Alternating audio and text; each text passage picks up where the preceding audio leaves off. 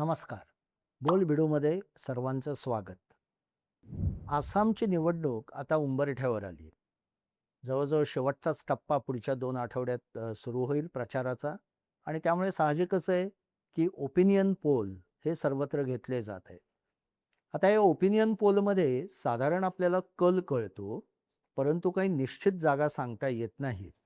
पूर्वी असं धाडस अनेक जण करायचे, पण 2024ला अनेकांना एवढा मोठा फटका बसला, की तेव्हापासून जागांचं भविष्य सांगणं किंवा प्रेडिक्शन करणं हे बहुतेकांनी थांबवलंय. आणि त्याचं कारण असं आहे, की खरोखर उत्तम ओपिनियन किंवा एक्झिट पोल करायचा म्हणजे मतदानोत्तर चाचणी किंवा मतदानाचा कल तपासायचा, तर त्याला खूप खर्च येतो. हा खर्चिक मामला आहे. सगळीकडेच जगात तो खर्चिक मामला ठरतो आणि तेवढा खर्च केला नाही म्हणजे तेवढे मतदार आपण नोंदले नाहीत, तेवढे ओपिनियन घेतले नाहीत, तर निष्कर्ष कधी-कधी चुकू शकतात. मात्र कल आपण हळू-हळू लक्षात घेऊ शकतो. त्याच्यासाठी काही खूप मोठं काम करायला लागतं असं नाही. तर असा ओपिनियन पोल आता सी वोटर्स जे यशवंत देशमुख हे बरीच वर्ष भारतातला करतायत. दरवर्षी 2 वेळा ते इंडिया टुडेसाठी भारताचा सर्व्हे करतात, ज्याला मूड ऑफ द नेशन म्हटलं जातं आणि त्यातला कल हा बऱ्यापैकी मी तर म्हणेन 90% हून अधिक बरोबर ठरतो. तर यशवंत देशमुखांचा आधार घेऊन आपण थोडंसं विश्लेषण इथे आसाम आणि पश्चिम बंगाल या 2 राज्यांबद्दल आज करणार आहोत. यातला एक भाग म्हणजे आसाममध्ये महत्त्वाचा फॅक्टर मतांचं झालेलं ध्रुवीकरण आणि ते मतांचं ध्रुवीकरण म्हणजे फक्त अल्पसंख्याक आणि बहुसंख्याक म्हणजे हिंदू आणि मुस्लिम एवढंच नाही आहे, तर भौगोलिक ध्रुवीकरणही झालं आहे. भौगोलिक ध्रुवीकरण हा त्यातला एक महत्त्वाचा मुद्दा आहे, जो अन्य राज्यात दिसत नाही, की काही पॉकेट्स अशी आहेत, की जिथे मुस्लिम इतक्या मोठ्या संख्येने आहेत आणि त्या जागा तिथले मुस्लिम मतदार जो नेता निवडतील किंवा जो पक्ष निवडतील त्याच पक्षाला मिळतात, अशी आजपर्यंतची स्थिती आहे.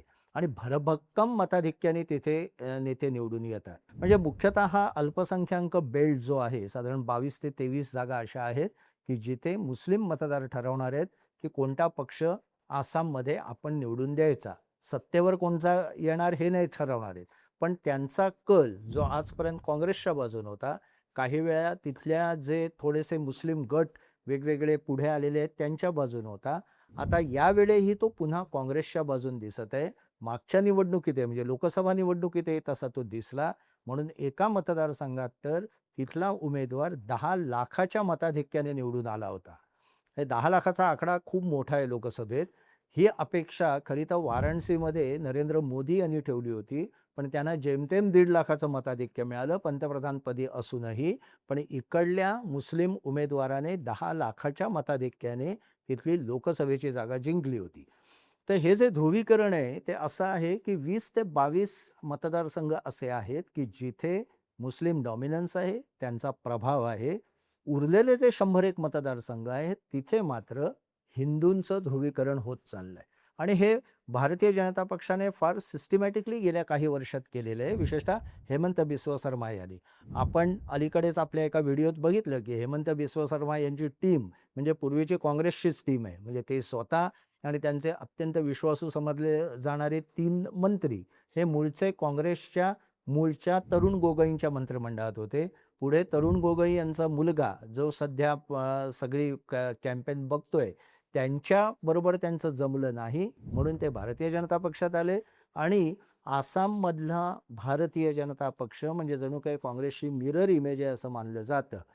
तथापि भारतीय जनता पक्षात आल्यावर किंवा एन-डी-एमध्ये आल्यानंतर हेमंत बिस्व शर्मा आणि त्यांच्या मित्रमंडळींनी अगदी कडवी हिंदुत्वाची भाषा सुरू केली. कधी-कधी ती आत्यंतिक केली, आक्षेपार्ह केली.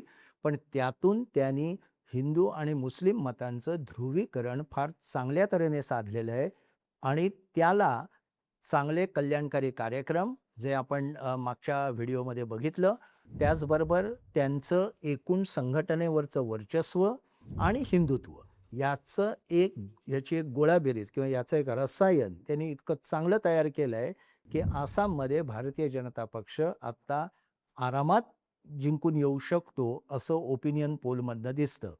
सध्या काँग्रेसचं नेतृत्व तरुण गोगोई यांचे पुत्र गौरव गोगोई हे सांभाळत आहेत, जे राहुल गांधींचे अत्यंत विश्वासू समजले जातात.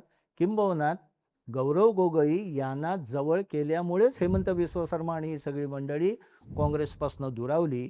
त्या गौरव गोगोईंना या 20-22 मतदारसंघांमध्ये चांगलं प्रतिसाद मिळत असला तरी अन्य ठिकाणी त्यांच्या प्रचाराची अद्याप छाप पडलेली नाही, असं आसामचं एकूण चित्र आहे. आणि याचबरोबर तिथली मुस्लिम मतदार यामध्ये सुद्धा आसाममधले मुस्लिम आणि बांगलादेशातले मुस्लिम अशी थोडी एक फूट पडलेली आहे. या सर्वाचा परिणाम काँग्रेसलाच भोगावा लागणार असं आत्ताचं ओपिनियन पोल दाखवतात. आता गंमत अशी आहे की आसाममधला हा जो पट्टा आहे तो इतका एकांतिक किंवा एका बाजूने झुकलेला आहे की अनेक ठिकाणी तिथली स्थिती ही श्रीनगर किंवा बारामुल्ला याच्यासारखी आहे असं यशवंत देशमुख सांगतात.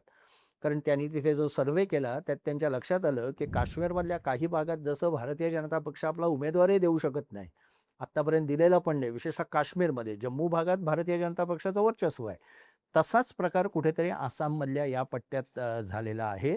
मात्र त्याची रिॲक्शन म्हणून विरुद्ध बाजूला म्हणजे जवळपास 100 ते 105 जागांवर हिंदूंचं ध्रुवीकरण होईल आणि त्याचा फायदा भारतीय जनता पक्षाला मिळेल. कदाचित ते 100 जागांच्या वरही जातील अन्य ठिकाणच्या जागा धरून, म्हणजे NDA म्हणून. एकटा भारतीय जनता पक्ष नाही, NDA, त्याच्यात आसाम गण परिषद आहे, आणखी अन्य पक्षही आहेत. त्यांची मिळून संख्या 100च्या वर जाण्याची शक्यता आहे, पण स्पष्ट आकडे कोणीही देत नाहीत. बहुमत मिळेल एवढं मात्र कळत आहे. आता शेजारील बंगालमधली स्थिती मात्र थोडी वेगळी आहे. इथेही अल्पसंख्याक मतदार हे महत्त्वाचे ठरणार आहेत. काही मतदारसंघात 40%च्याहून जास्त अल्पसंख्याकांची मतं आहेत, मुस्लिमांची मतं आहेत मुख्यतः, आणि ती मतं काही भारतीय जनता पक्षाकडे जाण्याची शक्यता नाही. परंतु बंगालमध्ये भौगोलिक ध्रुवीकरण झालेलं नाही, म्हणजे तिथलं मुस्लिम मतदार जे आहेत ते अनेक मतदारसंघांमध्ये मोठ्या प्रमाणात पसरलेले आहेत. म्हणजे अनेक मतदारसंघात 20%, कुठे 25%, कुठे 30%, काही ठिकाणी 40-42% अशा प्रकारे त्यांची संख्या आहे आणि ती ठामपणे ममता बॅनर्जींच्या बाजून उभी आहे. यामुळे जे ओपिनियन पोल घेतात किंवा सर्वे करतात त्यांचं म्हणणं असं आहे, किंवा यशवंत देशमुखांचंही म्हणणं असं आहे की ममता बॅनर्जी शर्यतीची सुरुवातच 30%पासून करतात. म्हणजे त्यांना ऑलरेडी ही 30% मतं त्यांच्याकडेच झुकलेली आहेत, त्यांच्या बाजूनेच जाणार आहेत. आणि तिथे भारतीय जनता पक्षाला काही करता येत नाही, कारण हे मतदार भारतीय जनता पक्षाचं जे ध्रुवीकरण आहे त्याने जो आत्यंतिक हिंदुत्वाचा प्रचार केला आहे त्यातून हे मतदार म्हणजे विशेषतः मुस्लिम मतदार हे भारतीय जनता पक्षाला निदान विधानसभेत मतदान करणार नाहीत आणि ते ममता बॅनर्जींबरोबर राहतील. त्यामुळे होत आहे काय, जर काही ढोबळ गणित मांडलं तर 30% ही मतं ममता बॅनर्जींना निश्चित आहेत. शिवाय त्यांची TMCची मतं ही आहेत. याच्याशिवाय महिलांमध्ये ममता बॅनर्जींचा प्रभाव हा खूप मोठा आहे. जवळपास 10%हून अधिक जादा मतं कल हा महिलांचा ममता बॅनर्जींच्या बाजूने कंपेअर टू तुलना केली तर भारतीय जनता पक्षाच्या तुलनेत. साहजिकच 30 अधिक 10 हे 40 होतात. याशिवाय पश्चिम बंगालमधला हा जो भद्रलोक समाज म्हटला जातो, जे बुद्धिजीवी आहेत मुख्यतः आणि जे तिथले कॉफी कल्चर आहे एक मोठं, आणि ते सर्व गोष्टींवर भाष्य करत असतात आणि सर्व समाजावर प्रभाव टाकत असतात, ह्या भद्रलोकांपैकी बरेचसे बहुसंख्य हे अद्याप ममता बॅनर्जींबरोबर आहेत. आपण अनेकदा आपल्या चर्चात सांगितल्याप्रमाणे बंगालमधलं जे हिंदुत्व आहे ते राष्ट्रीय स्वयंसेवक संघासारखं हिंदुत्व नाही. जरी राष्ट्रीय स्वयंसेवक संघ हा विवेकानंदांना आपले गुरु मानत किंवा त्यांना श्रद्धास्थान त्यांचं असलं किंवा त्यांचं नेतृत्व हिंदुत्वाबाबतचं राष्ट्रीय स्वयंसेवक संघाला आपलंसं वाटत असलं, तरी बंगालमधलं जे हिंदुत्व आहे ते रामकृष्ण परमहंसांच्या हिंदुत्वाप्रमाणे सर्व लोकांना जवळ घेऊन जाणारं आहे. आणि ते तिथली देवीची पूजा म्हणा, त्यातले अनेक गोष्टी आहेत, त्याला अनेक सांस्कृतिक संदर्भ आहेत, जिथे त्या सगळ्या सांस्कृतिक संदर्भाची नाळ ही भारतीय जनता पक्षाच्या हिंदुत्वाशी फारशी जुळत नाही. आणि हा गेले अनेक वर्ष त्यांना ही समस्या भेडसावत आहे. अशी नाळ जुळवणारं नेतृत्व तिकडे नाही भारतीय जनता पक्षाकडे. ममता बॅनर्जींकडे मात्र ते झालेले आहे. त्या मूळच्या तिथल्याच आहेत, बंगालमधल्या आहेत. शिवाय मी म्हटलं तसं अल्पसंख्याकांच्या बाजूने ते द्वेषाने त्यांची मतं कायम मांडत आहेत, त्यांच्या अडचणी मांडत आहेत.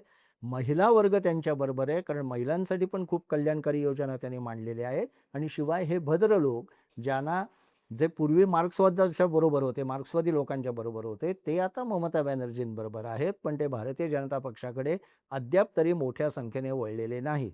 यातील महिला आणि भद्र लोक हे जेव्हा मोठ्या संख्येने भारतीय जनता पक्षाकडे वळतील, तेव्हा तिथे भारतीय जनता पक्षाला कदाचित सत्तास्थानी येता येईल. मात्र आत्ता एक गोष्ट नक्की आहे, जी यशवंत देशमुखांचा सर्व्हे पण सांगते, की बंगालमध्ये भारतीय जनता पक्षाचा प्रभाव हा हळूहळू पण सातत्याने वाढत आहे आणि ते जवळपास 40% पर्यंत पोहोचलेले आहेत. म्हणून मी जे मगाशी म्हटलं, की महिला वर्ग जर का जास्त भारतीय जनता पक्षाकडे सरकला आणि हा भद्र लोकातली काही लोक सरकली, तर ते सुद्धा 50च्या जवळ जाऊ शकतात आणि मग पश्चिम बंगालमधली लढत ही अतिशय अटीतटीची होऊ शकते. सध्या मात्र तशी स्थिती नाही, कारण जे आसाममध्ये भौगोलिक ध्रुवीकरण झालं तसं बंगालमध्ये झालेलं नाही. जे आसाममध्ये सांस्कृतिक ध्रुवीकरण झालं तसं बंगालमध्ये झालेलं नाही. आणि त्यामुळे आसाममध्ये भारतीय जनता पक्ष काहीशा कम्फर्टेबल स्थितीत आहे. पश्चिम बंगालमध्ये मात्र अजून तो सत्तास्थानाच्या जवळ जाईल असं आत्ता तरी दिसत नाही. अर्थात 3 आठवडे अजून बाकी आहेत. याच्यात काही एकदम वेगळ्याच घडामोडी घडल्या तर पश्चिम बंगालमध्ये सुद्धा भारतीय जनता पक्ष हा कडवी लढत देऊ शकेल, असं आत्ताचे ओपिनियन पोल दाखवतात. धन्यवाद.